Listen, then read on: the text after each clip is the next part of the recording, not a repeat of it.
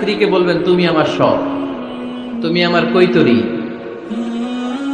তুমি আমার টুনটুনি, তুমি আমার ময়না পাখি, তুমি আমার সোনা পাখি, ওই যে কয় কলিজা। তার মানে প্র্যাকটিস চলে বাসায়। আর কি ডাকেন ভাবিরে, কি ডাকেন বলেন? জান।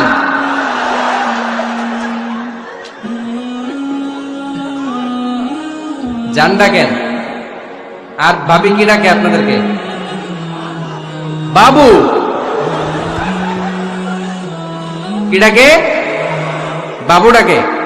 আর কি ডাকে? হ্যাঁ, বেবি।